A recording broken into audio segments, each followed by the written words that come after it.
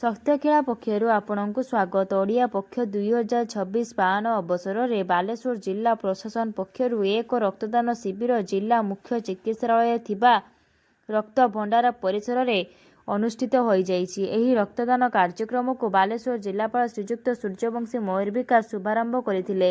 ଏହି ରକ୍ତଦାନ ଶିବିରରେ ମାନ୍ୟବର ବାଲେଶ୍ୱର ଜିଲ୍ଲା ପରିଷଦ ଅଧ୍ୟକ୍ଷ ଶ୍ରୀଯୁକ୍ତ ନାରାୟଣ ପ୍ରଧାନ, ବାଲେଶ୍ୱର ଜିଲ୍ଲା ପରିଷଦର ମୁଖ୍ୟ କାର୍ଯ୍ୟନିର୍ବାହୀ ଅଧିକାରୀ ଶ୍ରୀଯୁକ୍ତ ସଞ୍ଜୟ କୁମାର ରାଉତ, ଜିଲ୍ଲା ଜରୁରୀକାଳୀନ ଅଧିକାରୀ ଶ୍ରୀଯୁକ୍ତ ସାଇକୃଷ୍ଣ ଜେନା, ଜିଲ୍ଲା ସୂଚନା ଓ ଲୋକସମ୍ପର୍କ ଅଧିକାରୀ ଶ୍ରୀଯୁକ୍ତ ପ୍ରିୟଦର୍ଶୀ ରାଜେଶ, ବାଲେଶ୍ୱର ଜିଲ୍ଲା ପରିଷଦ ଅତିରିକ୍ତ କାର୍ଯ୍ୟନିର୍ବାହୀ ଅଧିକାରିଣୀ, ଜିଲ୍ଲା ସଂସ୍କୃତି ଅଧିକାରିଣୀ ଓ ଜିଲ୍ଲା ହସ୍ପିଟାଲ ପ୍ରଶାସନିକ ଅଧିକାରିଣୀ ପ୍ରମୁଖ ଉପସ୍ଥିତ ଥିଲେ।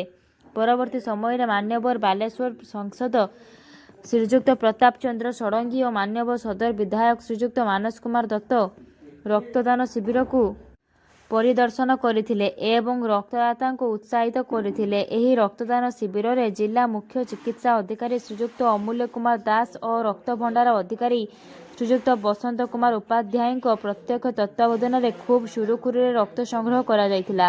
ରକ୍ତଦାତାମାନେ ଖୁବ୍ ଆଗ୍ରହ ସହକାରେ ରକ୍ତଦାନ କରିଥିଲେ।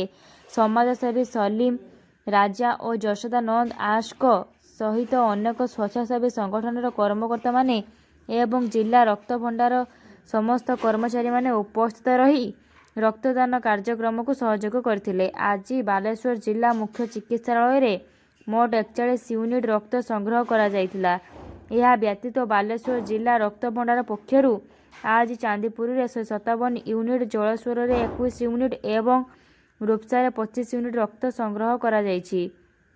ତେଣୁ ଆଜି ସର୍ବମୋଟ 244 ୟୁନିଟ୍ ରକ୍ତ ବାଲେଶ୍ୱର ଜିଲ୍ଲା ରକ୍ତ ଭଣ୍ଡାର ପକ୍ଷରୁ ସଂଗ୍ରହ କରାଯାଇଛି। ଓଡ଼ିଆ ପକ୍ଷ ଆରମ୍ଭ ହେବା ପରଠାରୁ ବର୍ତ୍ତମାନ ପର୍ଯ୍ୟନ୍ତ ବାଲେଶ୍ୱର ଜିଲ୍ଲାର ବିଭିନ୍ନ ପ୍ରାନ୍ତର ସର୍ବମୋଟ 837 ୟୁନିଟ୍ ରକ୍ତ ସଂଗ୍ରହ କରିବାରେ ବାଲେଶ୍ୱର ଜିଲ୍ଲା ରକ୍ତ ଭଣ୍ଡାର ସଫଳ ହୋଇଛି।